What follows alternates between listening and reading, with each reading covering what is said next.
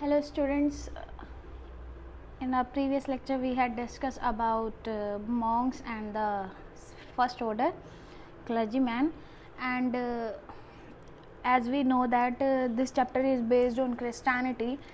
तो हमने ये भी पढ़ा कि जैसे जैसे क्रिश्चियनिटी का स्प्रेड हो रहा था, एक्सपेंड हो रही थी क्रिश्चियनिटी, तो ये यूरोप में जो था, जो सोसाइटी 3 ऑर्डर्स में बट गई थी। तो जो फर्स्ट ऑर्डर था वो रिलेटेड था क्लर्जीमैन से, एंड सेकंड ऑर्डर जो था वो नॉबिलिटी से, and third order is peasantry. तो इसके बारे में हम पढ़ चुके हैं, यानी हमने अपना सेकंड एंड फर्स्ट ऑर्डर जो है वो पढ़ लिया है। आज जो हमारा टॉपिक रहेगा that is from page number 141 and 140 and 141। तो topic name is the church and the society. I hope आपको जो प्रीवियस टॉपिक है या इस चैप्टर से रिलेटेड कोई भी डाउट नहीं होगा, so that we can start our next topic, the church and the society। तो यहाँ पे हम बात करेंगे क्रिश्चियंस लोगों की, क्रिश्चियनिटी की। तो जैसे जैसे क्रिश्चियनिटी एक्सपेंड हो रही थी तो क्या हो रहा था यूरोपियंस रीजन्स में, कहते कि जो पहले यहाँ पे फेस्टिवल मनाया जा रहा था ना, तो एक मनाया जा रहा था प्री रोमन फेस्टिवल। क्या मनाया जा रहा था? Pre Roman festival. और एक मनाया जा रहा था यहाँ पे coming of spring, coming of spring. तो 2 त्यौहार जो थे यहाँ पे मनाए जा रहे थे, जिसे क्रिश्चियनिटी रिलीजन ने क्या कर दिए थे, रिप्लेस कर दिए थे। या अल्टीमेटली हम ये कह सकते हैं कि जैसे जैसे क्रिश्चियनिटी एक्सपेंड हो रही थी, स्प्रेड हो रही थी, तो ये जो फेस्टिवल थे ये रिप्लेस हो गए थे। तो जो प्री रोमन फेस्टिवल था उसे मनाया जा रहा था, यानी पहले मनाया जा रहा था, अब इसे जो रिप्लेस किया था, क्या कर दिया था? रिप्लेस कर दिया था। कौन से फेस्टिवल से? क्रिसमस से। कौन से फेस्टिवल से? क्रिसमस फेस्टिवल, जो एवरी ईयर कब मनाया जाता है? 25 of December. Every year 25 of December. और किस लिए मनाया जाता है? बर्थ ऑफ, यानी हम कहें birthday of Jesus Christ. We are well known about this thing. तो क्या हो रहा था, चर्च और सोसाइटी जो, यानी जो सोसाइटी थी वो भी क्या हो रही थी, क्रिश्चियनिटी से या ड्यू टू क्रिश्चियनिटी से वो भी क्या हो रही थी, चेंज हो रही थी। और जो उनके फेस्टिवल थे वो भी कन्वर्ट हो रहे थे, रिप्लेस हो रहे थे क्रिश्चियंस फेस्टिवल से। तो जो प्री रोमन फेस्टिवल था उसे रिप्लेस कर दिया क्रिसमस ने, यानी अब लोग 25 दिसंबर को हर साल क्रिसमस मनाया करते थे as the birthday of Jesus Christ. और जो सेकेंड फेस्टिवल वहाँ पे मनाया जा रहा था that is coming of spring. तो स्प्रिंग सीज़न का जो था वो एक लंबी सी विंटर के बाद उसका वेलकम किया जाता था, तो उस फेस्टिवल को भी रिप्लेस कर दिया गया था। क्या कर दिया गया था? रिप्लेस कर दिया गया था। और जो इस दिन की जगह एक फेस्टिवल मनाया जा रहा था वो फेस्टिवल था ईस्टर फेस्टिवल। कौन सा फेस्टिवल? Easter festival. और ये जो फेस्टिवल मनाया जा रहा था ये क्यों मनाया जा रहा था? ये मनाया जा रहा था क्रूसिफिक्शन ऑफ जीसस क्राइस्ट, यानी जब जीसस क्राइस्ट को सूली पे चढ़ाया गया था। आपने देखा हो चर्च में या मूवीज़ में जीसस क्राइस्ट का जो स्टैचू है वो वॉल पे लगाया गया होता है, और उसे एक प्लस पे क्या किया गया होता है, लगाया और ऐसे बनाया गया जैसे वो सूली चढ़ गए हो, यानी क्रूसीफिक्शन। उसे क्या कहते हैं हम? क्रूसीफिक्शन। सूली चढ़ाने को क्या कहते हैं? सूली चढ़ने को क्या कहते हैं? क्रूसीफिक्शन कहते हैं। तो इस डे के बेसिस पे ईस्टर वहाँ पे मनाया जा रहा था, जाने लगा। किसे रिप्लेस कर दिया इसने? कमिंग ऑफ स्प्रिंग पे रिप्लेस कर दिया। तो ये जो 25 ऑफ दिसंबर की डेट निकाली गई थी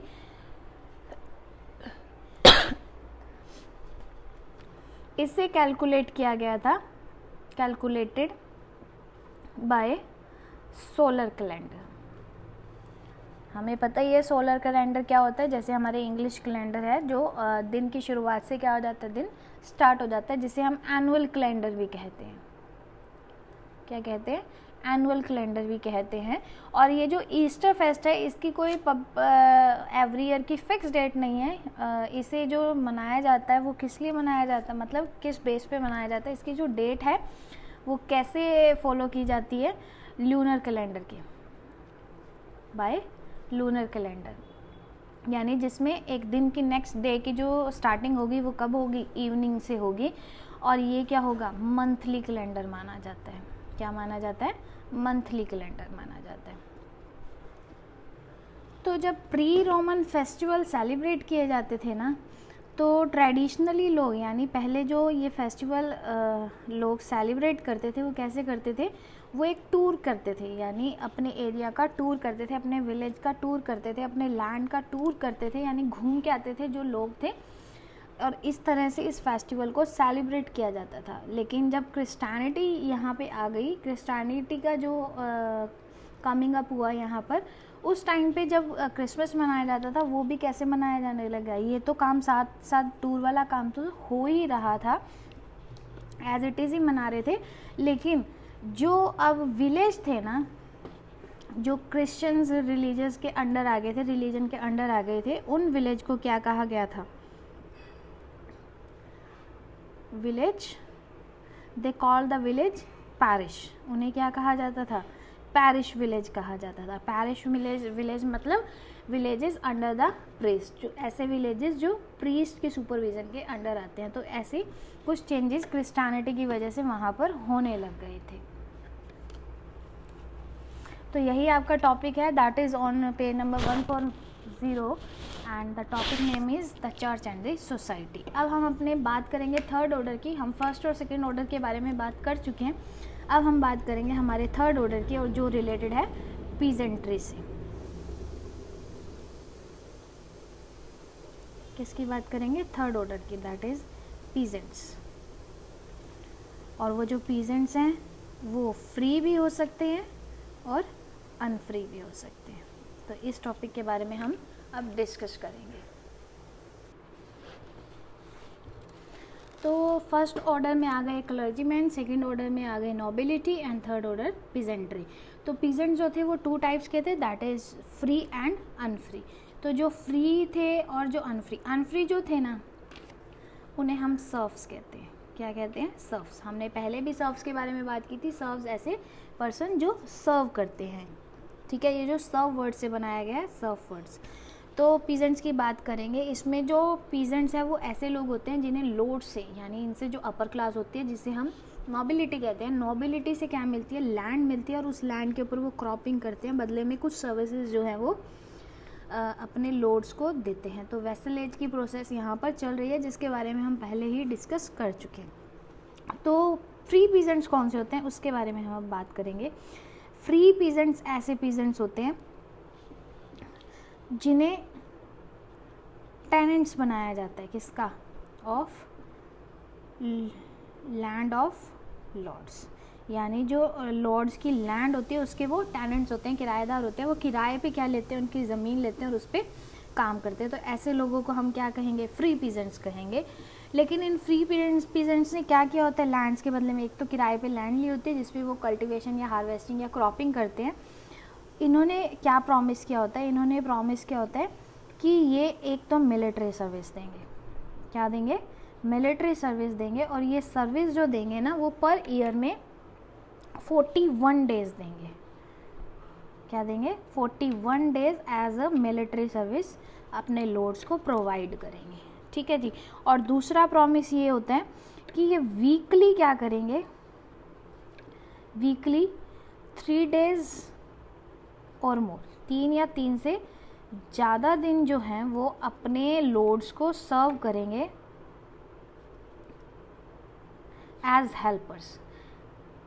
एज हेल्पर्स। जब हमने नोबिलिटी की बात की थी, नोबिलिटी यानी सेकेंड ऑर्डर की बात की थी, तो उसमें हमने मैनोरियल स्टेट भी पढ़ा था। मैनोरियल स्टेट में हमने ये पढ़ा था कि एक मैनर के पास, यानी एक किंग के पास, लॉर्ड के पास क्या क्या प्रॉपर्टी होती है, और उसके मेंटेनेंस के लिए उसमें लोग आते थे काम करने, जैसे कारपेंटर हो गया, या कह सकते हैं रिपेयर वाल मैन हो गया, और हम कह सकते हैं ब्लैक स्मिथ हो गया, उनकी प्रेसेस चलाने के लिए बच्चे आते थे, विनिंग और वीविंग एंड स्पिनिंग के लिए वीमेंस आती थी, तो ये कुछ आते थे। तो इस तरह से जो सर्विसेज देते थे ना, तो ये फ्री पीजेंट जो थे ना, उन्हें हर हफ्ते में 3 या 3 से ज़्यादा दिन जो थे वहाँ पर सर्विस देनी पड़ती थी, चाहे वो रिपेयर वर्क करने जा रहे हैं लॉर्ड्स के घरों में, या कारपेंटिंग का काम करने जा रहे हैं, या फिर उनकी जो वाइन्स मिल्स हैं उनको चलाने जा रहे हैं, या फिर उनके स्पिनिंग और वीविंग का जो काम है वो कर रहे हैं। तो ये सारे काम वो उन्हें करने पड़ते थे। तो ये था फ्री पीजेंट्स का पोर्शन।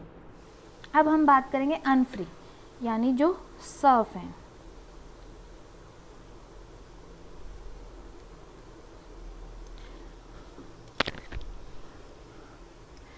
इससे पहले एक बात और, जो फ्री पीजेंट्स थे ना, वो जो अपनी लैंड पे क्रॉप ग्रो कर रहे थे, क्या कर रहे थे, ग्रू क्रॉप कर रहे थे ना, उससे भी उन्हें किसे देना पड़ता था, लॉर्ड्स को देना पड़ता था। किसे देना पड़ता था, लॉर्ड्स को देना पड़ता था। जब वो अपनी क्रॉप को लॉर्ड्स को दे रहे हैं ना, उस प्रोसेस को क्या कहते थे, labour rent.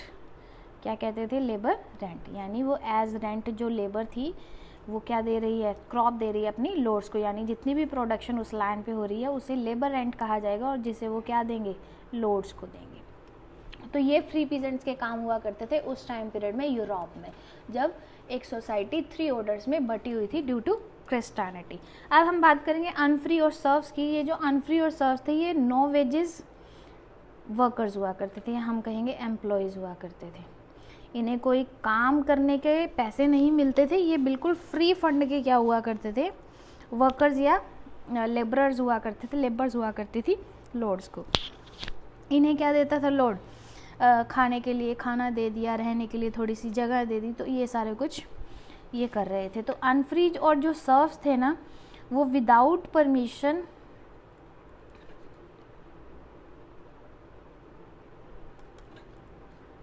Can't leave the estate, यानी उस जगह को वो छोड़ भी नहीं सकते थे बिना लॉर्ड की परमिशन के। तो ये भी एक इनके ऊपर क्या थी, बाउंडेशन थी।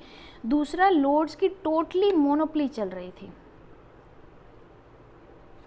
Monopolies bye Lord's. इनके ऊपर लॉर्ड्स की क्या चल रही थी, मोनोपलीज चल रही थी। मोनोपलीज एक इकोनॉमिक का टर्म है। जब हम, अगर आपने आर्ट्स में इकोनॉमिक्स ले रखी होगी तो आपको डेफिनेटली मोनोपलीज के बारे में पता होगा, अगर नहीं ले रखी तो मैं बता देती हूँ। मोनोपली एक ऐसी पावर होती है जिसमें एक पर्टिकुलर पर्सन जो होता है ना, वो सारे डिसीजन लेता है एक प्रोडक्ट से रिलेटेड या एक एरिया से रिलेटेड, तो उसे हम कहेंगे मोनोपलीज। यानी सारी की सारी पावर जो है वो एक पर्सन के हाथ में रहती है, वही जो होती है वो अथॉरिटी रहती है उसी के हाथ में, वही अथॉरिटी कहलाता है सारे डिसीजंस को लेने के लिए। और बाकी एज अ रोबोटिक्स काम करते हैं, जैसे वो उनका सुपीरियर कहेगा वैसे उन्हें करना पड़ेगा, तो वो अपनी तरफ से कोई डिसीजन नहीं ले सकते। तो उस टाइम पीरियड में मोनोपलीज चलती थी लॉर्ड्स की, किसके ऊपर, अनफ्री पीजेंट्स या सर्व्स के ऊपर। और साथ ही साथ अगर इन सर्व्स ने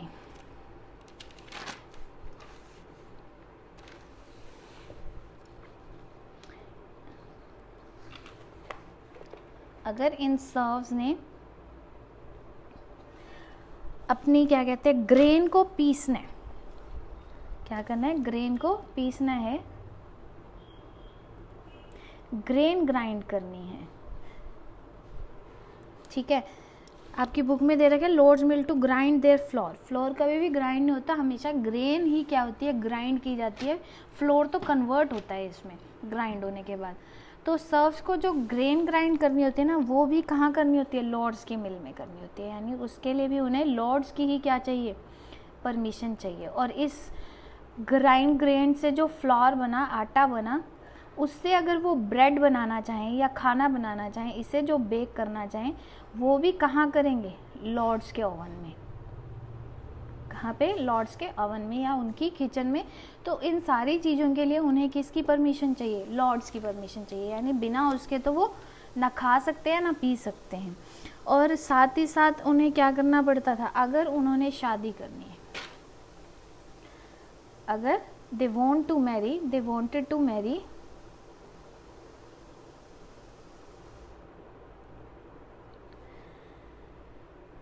दे कुड, वो कर सकते हैं विद लॉर्ड परमिशन, लॉर्ड की परमिशन के साथ। यानी जब लॉर्ड परमिशन देगा या लॉर्ड जब किसी सर्व का पार्टनर चूज करेगा, उसी से वो शादी कर सकते हैं। दूसरा केस ये है कि अगर सर्व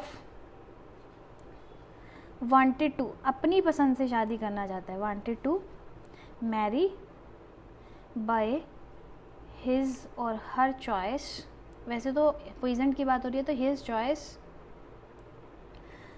तो उसे क्या करना पड़ेगा, एक तो परमिशन लेनी पड़ेगी, ठीक है, बिना परमिशन या कन्विंस के आप शादी नहीं कर सकते अपनी मर्ज़ी से, और साथ ही साथ उसे कुछ फ़ी भी पे करनी पड़ेगी। क्या करनी पड़ेगी, लॉर्ड्स को फ़ी भी देनी पड़ेगी, क्योंकि आप क्या, यानी जो सर्फ हैं वो क्या कर रहे हैं, अपनी चॉइस की शादी कर रहे हैं, अपनी पसंद की लड़की से शादी कर रहे हैं।